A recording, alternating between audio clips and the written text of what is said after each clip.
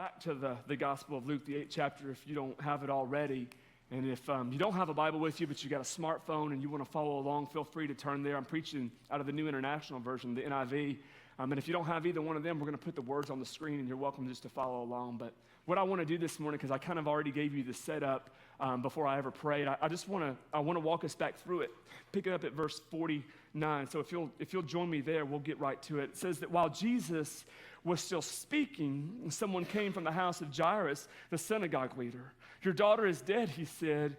"Don't bother." Everybody say bother. Don't bother the teacher anymore. I want you to look at your neighbor. I want you to do me one more favor. I want you to tell him one more thing, well, at least one more thing for right now. I'll probably have you say something else later. But right now, just look at your neighbor and say, "That bothers me." Yeah, so go ahead and look at your other neighbor, because I don't feel like that was very convincing. Look at your other neighbor and tell them with a little bit more conviction, "That bothers me." Yeah, that bothers me. Even if it doesn't bother you, that should bother you. So here's the context. I mean, just one verse. People come to Jesus and Jairus, right? Jairus is walking along. They tell Jairus, "Hey, your daughter's dead. Don't bother the teacher anymore." And it bothers me that they come to Jairus to say, "Don't bother the teacher anymore." I guess the reason why it bothers me is because I think it's an incredible enough thing that they got the faith that Jesus could actually heal this girl who's dying of whatever it is that she's dying from. Like, that's incredible, right? That's amazing faith, that you would believe that Jesus could heal you from the thing that's killing you. That you would believe that Jesus could heal you from a disease that you're up against, that Jesus could heal you from a virus that could take your life, like Jesus could heal you, physically of something that's causing you to suffer in your health, that Jesus could do that. I mean, the fact that they got faith that believes that Jesus could do something about her dying, man, that's incredible, right? Because how many of you all have prayed prayers before, and you prayed for healing for somebody, and you were believing that God was going to heal them of of the cancer they were going up against, right? Of the heart disease that they couldn't seem to overcome, of diabetes that was having its toll on their body. Like, how many of you all were praying prayers that God would do a healing, believing for that, but then they didn't get healed? That God had a different plan. And if you've been there, then it's hard to even understand that, man, what else could God do if he won't do that? So I think it's an incredible thing that they believed he could. The thing that we often struggle with, they absolutely believed that Jesus could do something about her health, about her physical condition, and yet then she died, and they didn't believe that he could do something about her life. And I guess that's why it bothers me a little bit, because if you can believe that he can heal you while you're dying, I don't feel like it's that much more of a leap of faith, right, to believe that he could raise her from the dead. I mean, for me, it doesn't seem like it's that big of a leap. I mean, if you really do believe, man, he could do something if he just got here about her dying. He could do something about her living again. I mean, he could do something for sure. And if you know the context, man, I mean, Luke chapter 7, it starts with Jesus raising a boy who's being carried out to be buried from the dead. He's already done it. Last week, I told you, as we talked about the story about the leper, I told you about John the Baptist sending disciples to Jesus, and they were asking, "Hey, are you really who you said you were? Are you really the Christ, or did I mess up? Did I get it wrong? Should I expect someone else?" And I mentioned one of the things that Jesus said, "Go back and tell John." One of the things he said was, "Go back and tell John that the lepers are healed." But right after that, he said, "The deaf hear, the blind see," and he said, "The dead are raised to life." Now listen to me, that's plural. That means Jesus has healed more people, raised more people from the dead than we know about in the text. And so if we can't know about it, but it was happening in their day, man, don't you know they knew about that? So they sent for Jesus to do this healing work in their life, but once she dies, it's like, man, don't bother him anymore. And that just bothers me a little bit. But as I studied the text, man, I realized something. See, we all have areas of our life, especially if you belong to God. And I guess that's really who I'm talking to right now in this moment. If you belong to Jesus, you follow him, man, don't you have areas of your life where faith is strong? Like where you're strong at, you know you're strong. There are areas in your life, there are places in your life where faith is absolutely strong. You couldn't imagine what would cause you to lose faith in those areas. For some of you, you have moments where, man, those moments should have taken you out. but they didn't because of your faith? Because you had a moment where you stayed faithful, even though everything in the world would have said, man, walk away from it, move away from it. You're crazy to hold on to it, but you stay with it. I mean, stuff that would have destroyed somebody else's marriage didn't destroy yours. Stuff that would have cost somebody else their job didn't cost you your job. Stuff that people would have just shut down and walked away from, you didn't shut down and you didn't walk away because faith was strong for you in that moment. Like, we all have areas where faith is strong. We all have moments where we're able to stand in faith for those of us who follow Jesus. But isn't it true that we all have moments where faith falters? Like, we all have moments where we fail in faith. We all have areas of our life where we're still struggling to believe. God's still working on us. God's still doing his thing. God's still sanctifying us and making us like himself. Like, God's still working in those areas. And so thinking about it in that light, man, when people are struggling in faith, man, what if it didn't move us to a place where it bothers us, but it moved us to a place where we're willing to extend grace because we understand that sometimes faith is hard, and sometimes we falter and we're not perfect. I mean, what if we got to a place where we could extend grace to that person and understand, you know what? Maybe they're going through a hard thing right now. What they're going through, it's not hard for me, but for them, for whatever reason, it's hard. And it's easy for me to stand back and sit in my chair and go to my church and judge them for what they're having to go through and deal with and struggle through. But maybe we could just take a moment and go, you know what? I don't understand it. I don't agree with it. I don't get it. But you know what? I can show grace anyways. I can be merciful anyways. I can extend love anyways. I can be kind anyways. I can show compassion anyways. I know the easier thing to do. I know it would be easier just to point a finger and to make some accusations. But what if I extended grace? Because that's exactly what Jesus did in that passage. Jesus wasn't bothered by what they said. That's not what the passage says. We get bothered by that kind of stuff sometimes. It bothers us and it pushes our redneck buttons, but it didn't bother Jesus. But Jesus wasn't bothered by it. That's not what the text says. The text says that they came to Jairus, told Jairus, your daughter's dead. Don't bother the teacher anymore. Listen, some of you right now, you're listening to a story inside your head, and it's saying, don't bother Jesus with this. And that's a lie. You're listening to this command, this culture, this thing inside of your head that keeps speaking into your life, and it's saying, man, don't bother Jesus with this. This ain't worth it. This is too petty. He doesn't have time for this kind of stuff. You're too far gone. There's no way that he's gonna speak into this or answer this for you. There's a lie being spoken into your life right now, maybe even by people around you that say, hey, don't bother Jesus with this. But can I share something with you this morning?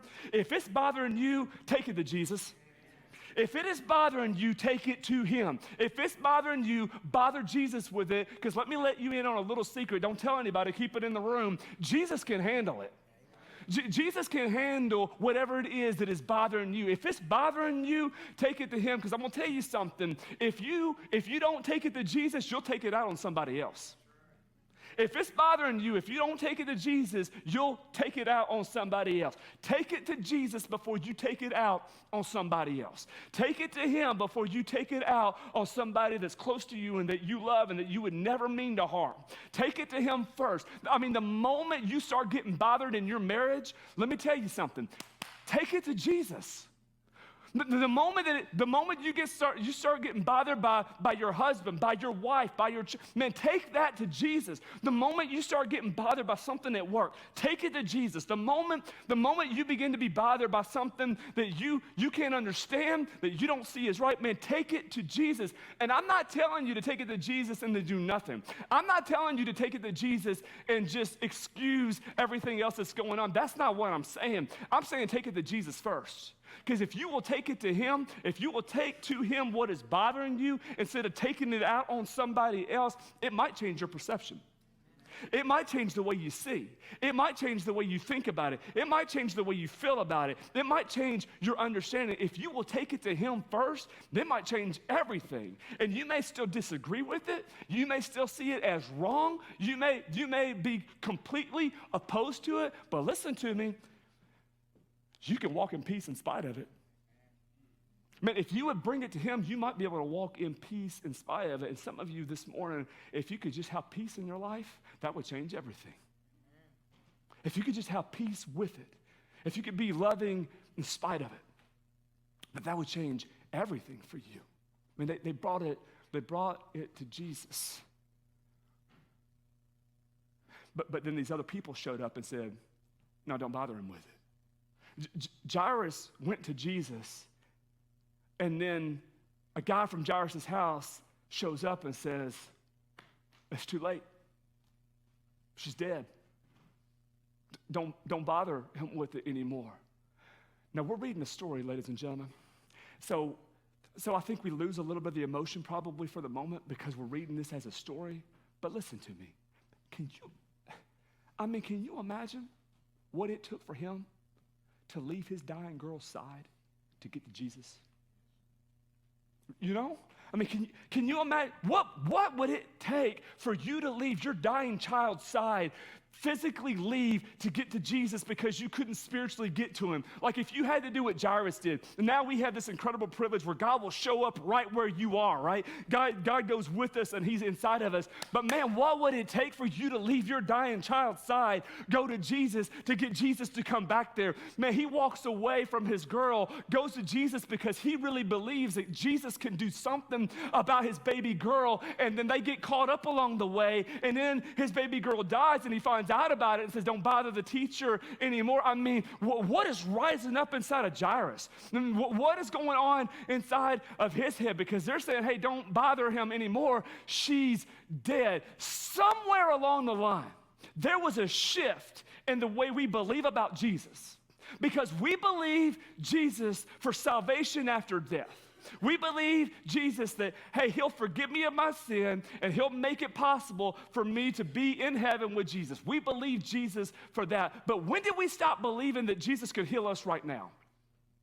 When did we stop believing that Jesus could do something about where we are right now? When did we stop believing that? When did we stop believing that he could heal the sick, that he could raise the dead? Where did we stop that? Because right here in this passage, they don't believe Jesus for life, but they do believe him for healing. They believe him that he could do a healing while she was alive, but now that she's dead, they don't understand that. They don't have the faith for that. And we believe that he could do something about our life after death, but we struggle that he could do something about our life in our death right now. You know why I think we struggle so much with that? Because some of us would rather live in death than come clean.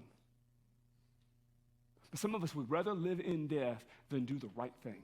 Some of us would rather live in death than do the hard thing, because the hard thing is the hard thing, and it's going to cost some ego to do the hard thing. It's going to cost maybe some reputation to do the hard thing. You're worried about what people think about you if you do the hard thing. Even though the hard thing is the right thing, some of us would just rather live in death and go through the hard thing to do the right thing. Some of us would rather just go ahead and live in death instead of coming clean and being set free, so we're never set free. Some of us would rather live in death than stepping out of the filth into a new life, because we've learned how to manage the filth, and we've learned how to live in spite of it for ourselves, and we've learned how to cover it up and to keep it at a distance. And when it flares up, we know how to get control of what's about to come out so that it doesn't do too much damage and destruction in our life. And so we would rather go on living in death than stepping into a life that God has for us. And so we've got faith about the afterlife. We got faith about what happens when we die. But I'm telling you, man, Jesus is a healer for right now. Jesus wants to do something about your life today. Jesus could do something about what's going on in your heart and in your head right now, not later. I mean, he can do it later, but he could do it right now. And so I'm just wondering, man, if you can move beyond this idea that I got to live in death, that I got to live in the filth, that I got to live in the lie, that I got to live in the easy thing because I've learned how to do the easy thing. If you could get beyond that, I don't have to live here. But if you could just believe that you would be healed, that if you could just believe that it would change your life, because I know that sounds too easy. I know that sounds crazy, but listen to what Jesus says when they tell Jairus, when your daughter's dead, don't bother the teacher with it anymore. Verse 50, hearing this, Jesus said to Jairus, Don't be afraid, just believe, and she will be healed. That's what Jesus told her. Man, told him, don't be afraid, just believe, and she, your daughter, will be healed. That's powerful. But he addresses her fear with faith. We address our fear with everything else, but Jesus addresses her fear, or his fear, with faith. And I think this is incredible in the moment, because now how afraid would you be if you found out news like that?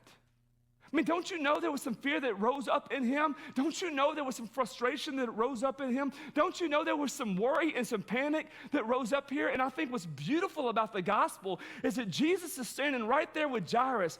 And the moment he gets the news, there is something in him that begins to speak to him that is a lie. And it's causing him to be afraid of the news he just heard. It's causing him to be afraid of what might happen from here on out. And fear rises up, and Jesus speaks to it in a moment and says, don't be afraid, just believe, and your daughter will be healed. See, there was voices that were speaking into his life that were a lie. They're a lie. The voices that were speaking into him were most certainly a lie, because it was driving him to fear. And we know that. What they said to him wasn't necessarily a lie. What they said to Jairus was, your daughter's dead. That was true. But then that next thing they said wasn't exactly a lie, but the implication of it was sowing all kinds of lies in his head. Because they said, don't bother the teacher anymore. Now, first of all, he's more than a teacher. Right? Now, they know he's more than a teacher, otherwise why go get him in the first place? But he's more than a teacher, so don't let the enemy sow that thought into your head. They go to him, so they know that he's a teacher. But when you say don't bother the teacher anymore, don't bother Jesus anymore, the implication is because he can't do nothing about this. Don't bother him anymore because he can't do anything. She's dead. Jairus, I'm sorry, you left and she died. You left and you lost her. You left and you didn't make it back in time. I don't know if this is your fault or her fault or Jesus' fault, but she's gone, and don't bother him anymore. He's done with that. See, that's a lie. The fear that's building up, that's a lie. The things that's being spoken into his mind, that this is somehow final because death, again, is final for us, man, that's all a lie, because Jesus is on his way to Jairus' house, and he's going to do something about the deadness of his daughter. He's going to raise her from the dead. They don't know that yet. They don't have the faith for that yet. But he speaks into Jairus' life and says, don't be afraid right now. Just believe, and she will be healed. That's how powerful faith is. It's almost like Jesus speaks another word into the voices that are speaking in his head. Does everybody know, or is it just me? Do any of y'all have voices that speak in your head? Not like I'm crazy kind of thing, but like where you start running through stuff in your mind, you start running through situation scenarios, and you're playing it all out. How many of you have ever got yourself worked up about something that never even really happened? Yeah, because you just had it going in your head. How many of you all lost your mind a little bit with your spouse over something that they didn't even have a clue about because you ran through it all in your head? But they were like, what is going on right now? I don't even know what's happening in this moment. But you know what's happening because you ran through it, but it happened in your head. It didn't happen in reality.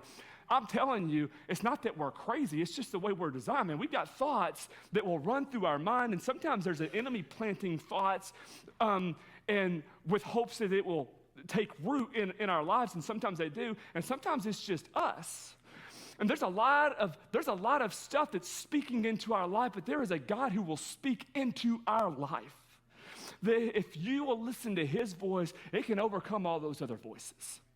Last Monday, so a week ago tomorrow, I took my 3-year-old, Marshall, I took him for his 3-year checkup. But because Hannah and I aren't the best parents in the world, he went for his 3.5-year checkup, not his 3-year, because we were 6 months behind on it. But it worked out for us, and it was a win for everybody, including Marshall. But he didn't think it was going to be a win at the onset. So I pick him up from the sitter early, so he already knows something else is up. But in his mind, if we're about to have some fun, because, hey, you just picked me up earlier, and it's earlier in my day than usual. What are we about to do? Daddy, we going home? We're going to play? What is it we're going to do? And I said, no, son, we're going for your checkup. His immediate response, y'all, was, I don't want a shot. Okay, so hold up for just a minute. I didn't mention doctor, and I didn't say anything about no shots because I already know. I mean, the last thing that you do is talk to a 3-year-old about shots. Nobody likes shots. If you like shots, you're weird. But they're like he doesn't want to have a shot. What I thought was incredible though in that moment was that I said, "No, we're going for your checkup," and he automatically knew we were going to the doctor. Now, how in the world did he know that? No, he's absolutely smart, but he learned that from somewhere. Now, I'm thinking about the context of Marshall's life. He's just 3.5. So I don't know how long Marshall's been talking. I'm sure I'm going to jack this up a little bit, but we'll just throw it out there. Let's say Marshall's been talking for about half his life. I don't know if that's even accurate. Maybe he's been saying some words for about half of his life, but being able to sit down and carry on a conversation with you, he certainly hasn't been talking that long. But the kid can talk, and he really is a smart kid. But Hannah and I have never said, "Hey, we're going to the doctor for a checkup." He didn't hear that from us because we know better. He didn't hear from us, "Hey, we're going to the doctor and you might get shots," because we don't want him to start panicking and lose his mind and it be a fight all the way to the doctor's office. So I just said checkup. But he knew that we were going for a checkup. Now think about this for just a minute in the context of your reality as an adult, because he's only been talking for half of his life. But he's been listening his whole life. Things have been spoken into him his entire life, even if he doesn't know it. That's by design. God made you that way. So somewhere along the lines, I'm sure that we have talked about checkup and doctor, and he was able to draw conclusions. He's been listening his whole life. We were being careful not to mention doctor over the last couple of weeks leading up to the moment to kind of get him ready, but he had no idea doctor. He drew that conclusion because he's heard stuff his whole life. So when he said, "I don't want a shot," I turned around and we hadn't even backed out of the sitter's driveway yet, and I could tell he was scared. He was afraid. And so I did what I do when I'll reach back and hold his hand. I reach back. The way I hold his hand is I just put my finger inside of his fingers, and he just holds it with his hand. And then I take my thumb and I rub his fingers just as a means and a measure to comfort him, you know? And so I grabbed his hand and I said this. I said, "Buddy," I said, "are you scared?" And he said, "Mm-hmm." And I said, "But you don't have to be scared." And I said, "You know why you don't have to be scared?" I said, "Even if you get a shot, you don't have to be scared." And this is what I told him. I said, "Because I'm your daddy, and I'm going to be with you. And because I'm with you," so I told him, I said, "You don't have to be scared. You can be brave." And I said, "You understand?" And Marshall shook his head up and down, but he was still quiet, you know? And so I held his hand the rest of the ride, and I don't even remember if we spoke that much more, but every now and then I would look back, and I could see that the fear would rise back up. And I would just say, "Hey, buddy, remember, I'm with you." See, I know I'm kind of being a preacher to my kid, I guess, in that moment, but I want him to learn something. And I want him to learn about what a father's love is. Because at some point in his life, he's going to be able to move beyond just me as his father, and he's going to be able to understand the concept of a heavenly father. And I want him to have the best concept of that I know how to teach him as his earthly father for this moment. So we get to the doctor's office, and man, the kid that normally wants to run around and get into everything will not let go of me. Like he's holding on to me, right? Because there's still something inside of his head that I can't hear that's causing fear to rise up. Fear over a shot, fear over being at the doctor's office. Like there's something about it that he doesn't want to. So I just keep reminding him. I keep being a different voice speaking into his life that, buddy, you don't have to be afraid. I'm with you. I'm here with you. I'm not going to leave you, buddy. I'm not going to leave you here. You don't have to be afraid. You can be brave. And then we get into the doctor's office, and I pull out my phone, and we start like doing this game with the camera, just try to get him to smile, just try to get him to, kind of come out of this almost shutdown mode that he's gone into. And I get a few smiles out of him until Dr. Christ walks in the room, and then it's like, "I'm going to get a shot today." And he goes right back, and I'm like, "Buddy, you're not going to get a shot. I know you're scared. Are you scared again?" "Yeah, you don't have to be scared." And we walk through it again, and Dr. Christ goes, "No, Marshall, you're good. You're not going to get a shot today." And he still didn't believe it. Like he still stayed like stoic and non-responsive and not himself, at all, because of what was going on inside of him that I could not hear, but I absolutely know because I know how this works. I know how we've been designed and created to some degree. I know that there's something going on inside of him. But man, when we left the doctor's office and he realized, hey, I'm really not getting a shot today, man, he woke up and came back to life. And I'm sharing that with you this morning, not because we all have 3-year-olds and we can relate to it, but we all have been 3 even though we don't remember it. But I'm sharing it with you this morning because it works a lot of the same way with us. Isn't it amazing how things that have been spoken into our life will rise up and try to overcome the voice of God speaking into us? Now, isn't it amazing sometimes the traction that a lie gets in our head and we don't even see it or recognize it as a lie? We just start believing it. And some of you this morning, you showed up in this place and man, you're in a fight right now. You're in a real fight, in a real battle, and people don't see it looking at you from the outside, but you know it because it's going on in here and it's going on up here, and you don't want to be discouraged, but there is something speaking a word into you, if it's not just your own thoughts, that's causing you to be discouraged. And it's discouraging you. It's overwhelming you. Like you don't want to be overwhelmed. You don't want to be in that place, but you have this overwhelming sense of being overwhelmed. Like you don't want to be in that place. That's not who you are. Some of you, man, you're not even acting like yourself anymore, and you know it. You don't feel like you. You don't act like you. You withdraw. You move away from people who love you and care about you, like you withdraw from them. And there's something going on inside that's speaking into your life, and you're believing it. And I just wanted to tell you this morning, that's a lie. They are lying to you. Those thoughts are lying to you. The enemy is lying to you. The devil is a liar. You're going to be okay because Jesus is greater. And so Jesus speaks to Jairus and says, Jairus, don't be afraid. The moment that fear rises up, Jesus moves against it and says, just believe, and she will be healed. And here's a little just side note for you that I think is powerful from like a study of the Bible kind of perspective.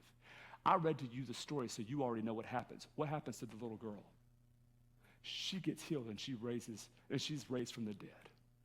What's that say about Jairus? Now, I'm telling you that because I don't know what you're facing right now, and I don't know what you're going through. But if Jairus, the religious man, the synagogue ruler, who's dealing with his 12-year-old daughter dying, and all the emotions that's got to be associated with walking away from the house to go to Jesus, but Jesus doesn't make it on time to save her from dying. I mean, don't you know that Jesus could do something about him and that he could trust Jesus in that moment? Man, don't you know that you could? And again, I don't want to make light of what you're dealing with or going through, but don't you know that if Jairus could get to a place where he could not be afraid, because that was the condition, right? Don't be afraid, just believe, and she will be healed. There's a promise that's conditional upon 2 things. Don't be afraid and just believe. If he could get to a place where he can not be afraid and believe and see the reality and the power of God at work in her life, man, don't you know that you could as well? Just believe. We get mixed up because we try to not fear without faith. And it's hard to not be afraid without faith. And I know that because you've all got something to be afraid of. But we all have stuff in our life that it's like it makes sense to be afraid of that. It would make sense to be afraid of what happens next when you find out that your 12-year-old daughter just died. That makes sense. You got something to be afraid of. And so we try not to be afraid and it doesn't work. But Jesus doesn't just say, hey, don't be afraid. He says, just believe. Believe that I can heal her. May that rise up in you and be stronger than your fear. And if it could happen for Jairus, I'm just wondering if it could happen for you. And I think it can. I think if there's no other reason, well, the story got put in the text, maybe it was for us today so that we could just wake up to the reality that, man, if it could happen for Jairus, it could happen for us with whatever we're going through. Amen? And I know that sounds like a little too easy. I know that sounds like maybe it's even ridiculous that it couldn't possibly be that easy. I'm just telling you, that's what Jesus said to her, to him. Don't be afraid. Just believe. She will be healed. And look what happens next. This is my favorite part of the text, actually. Verse 51. And when he arrived at the house, when he arrived at the house of Jairus, he did not let anyone go in with him except Peter, John, and James, and the child's father, that's Jairus, and his mother. I like this part of the text because Jesus put some people out of that house.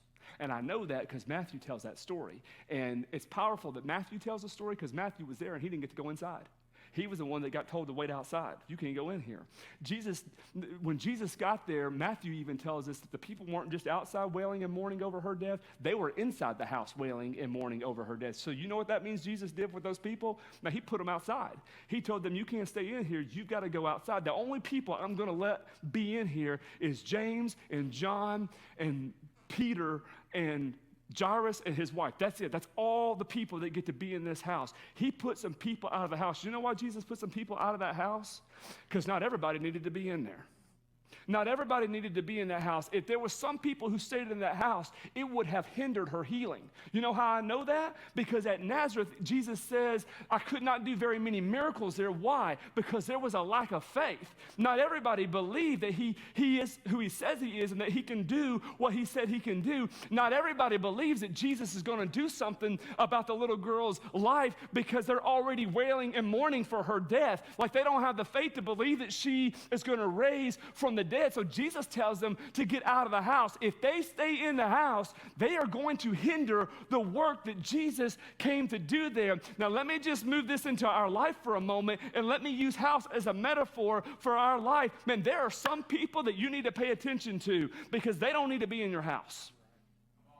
There are some people that if you let them be in your house, and I'm not talking about like the physical people in your house. Like don't use this as an excuse to divorce your spouse.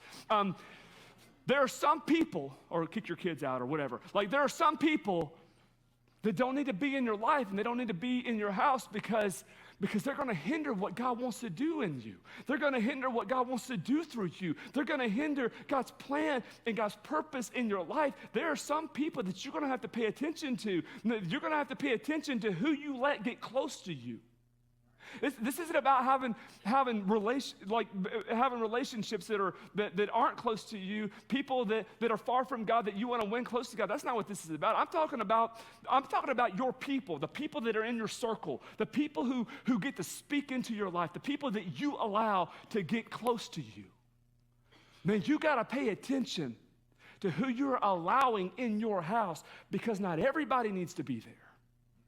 If everybody needed to be there, Jesus would have let them stay, but he put them out for a reason because they would have hindered the work. There are some people in your life that if you let them stay in your life and you excuse them into your life, you will miss out on some of the things that God has for you.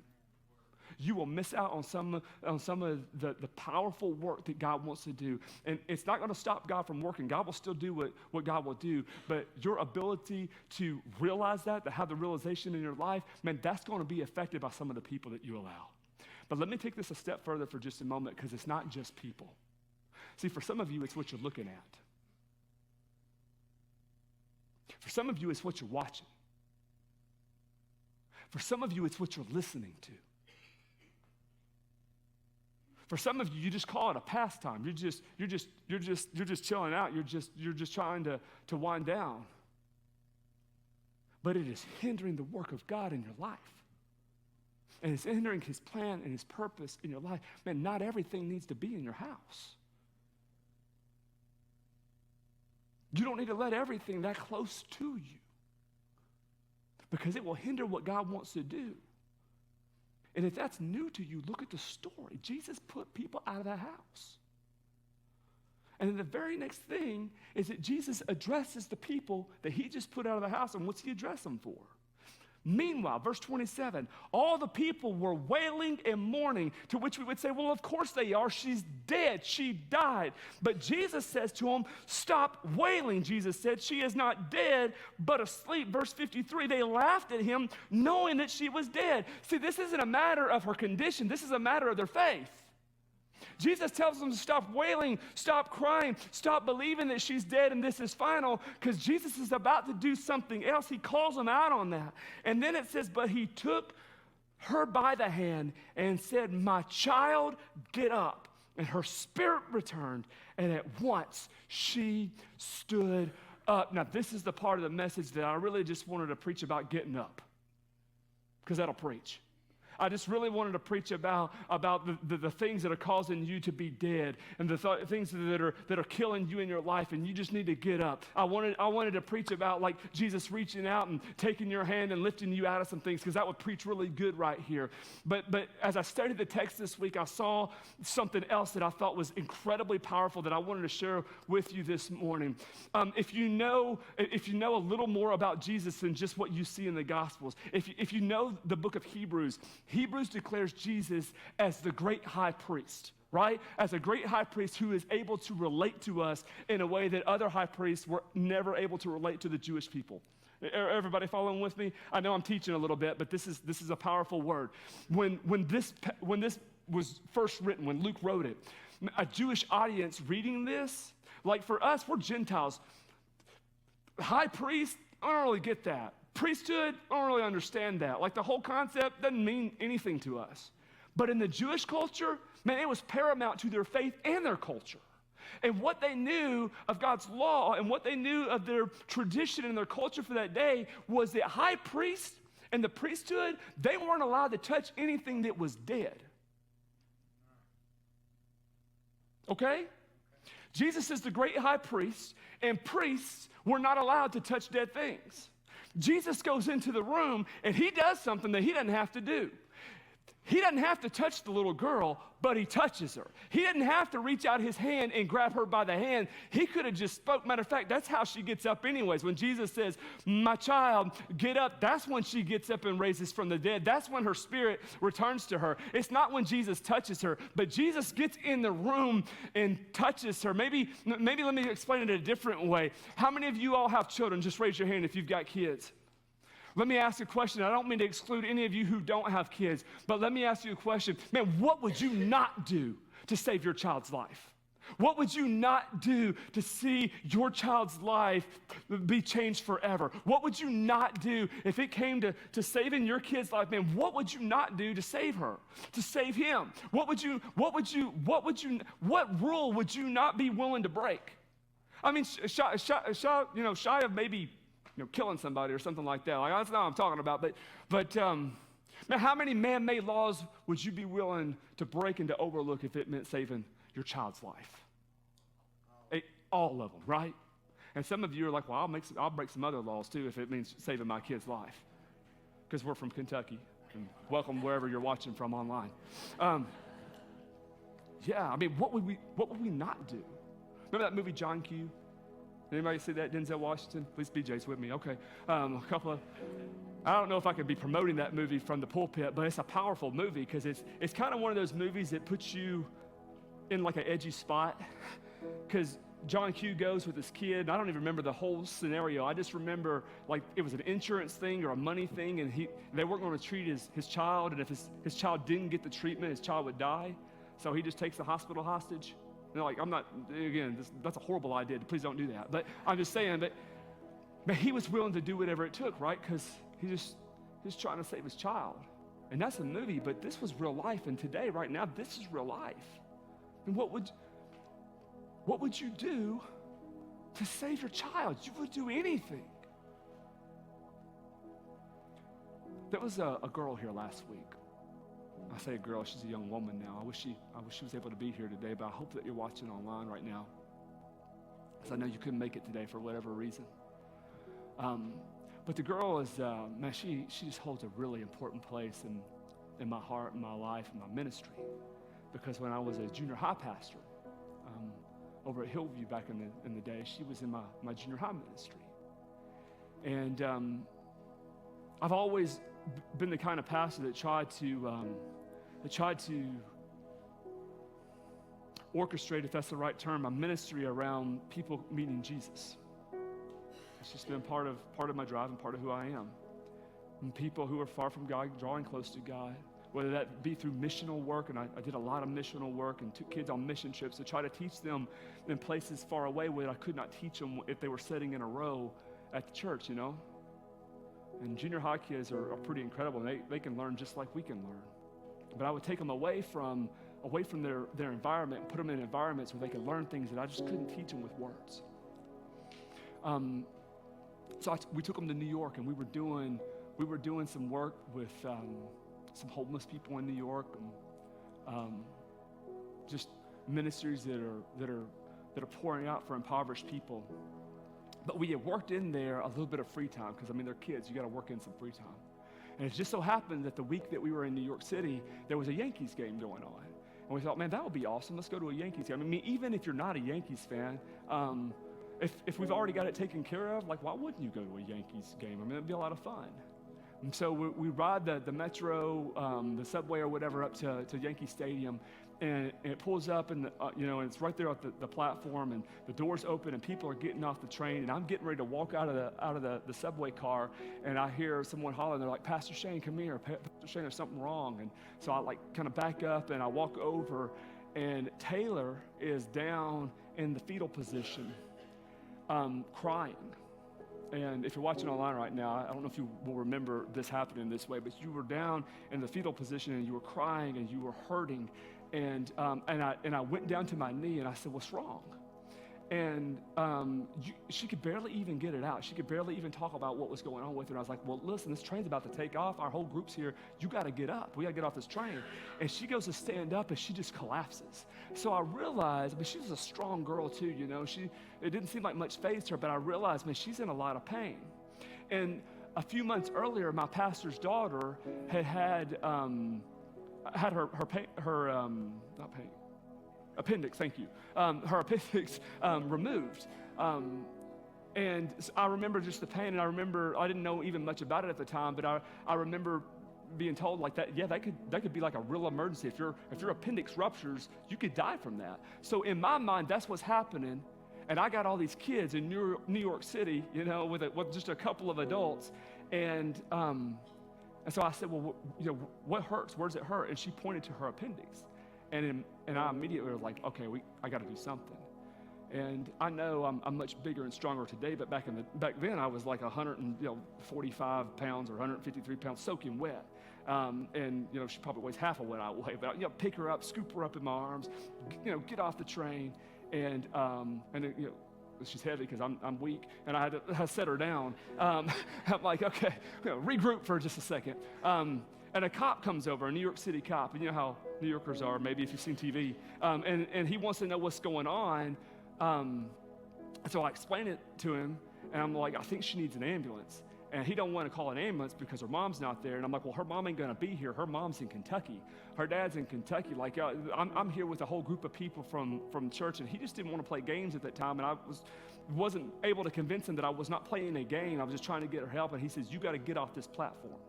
So I scoop her back up in my arms again, and I get one of the female adults that's with me. Her name is Blair. And Blair and I and Taylor, I'm carrying her down the steps because we're like 3 stories in the air because we're at Yankee Stadium, and we get out to the street, and man, there's not a taxi cab anywhere to be seen.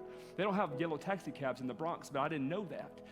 So finally we figure out that they're not yellow in the Bronx, they're black, and they're unmarked, and so they look like police cars or whatever. So we finally see one of them wave it down, get in the car, me and Blair and Taylor, and I'm still holding her in the back seat of the car, and I'm like, "Hey man, get us to the nearest hospital. I don't know where we're at, don't know where we're going, get us to the nearest hospital." And he asks what's going on, and I tell him, and then he takes off, and then we get to a red light, he just stops. And I'm like, "What are you doing? Go." And he doesn't want to go. He's like, "Man, I can't just run a red light." I said, "Do you not understand what could happen here right now?" And I try to create a little bit of urgency in him. And he just turns back around and he goes, "Will you vouch for me?" That's what he said. "Will you vouch for me?" Like I'm somebody from Kentucky, 20-something years. "Yeah, brother, I got your back, man. You just do it." And he pulls around the cars and blows through the red lights, and we ran red lights all the way to the hospital, get in there. Long story short, won't go into any more detail. She gets the help she needs, and obviously she made it through it. She was at church this past week. But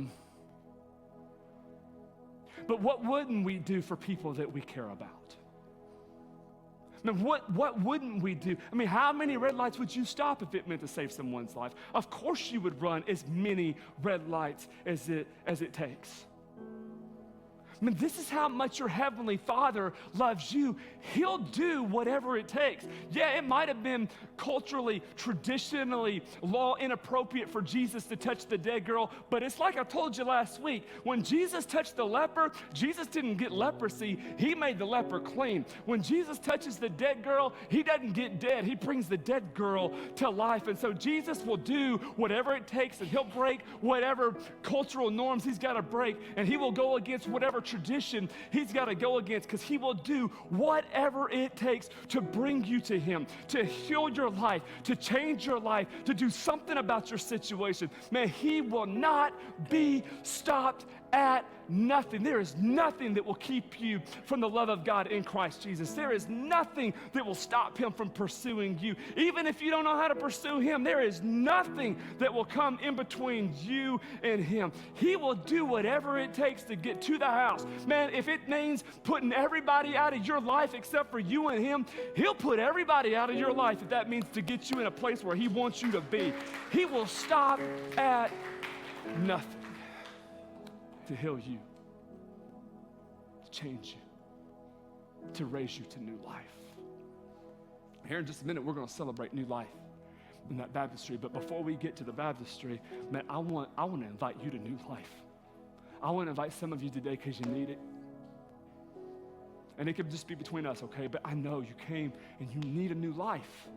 You don't need a newer version of the old you. You need a new you. You don't need tools to help you manage stress. You need life change. You don't need a map that shows you how to circumnavigate your doubt and your fear and your anxiety and whatever it is that you struggle with. Man, you need new life, and you know it. And you showed up today. God brought you here today. He didn't let anything stop. He didn't let anything stop you from getting here. That's how much he loves you. So I want to invite you to new life, okay? That's what I want to invite you to. And I want to invite for some of you to have a moment with Jesus because you already know him. You don't need new life, but you need to let his voice start speaking louder in your life because you're listening to lies. And you've bought into lies. And you are living in lies. And Jesus says, don't be afraid. Just believe. Just believe. And you will be healed. Would you bow your heads and close your eyes?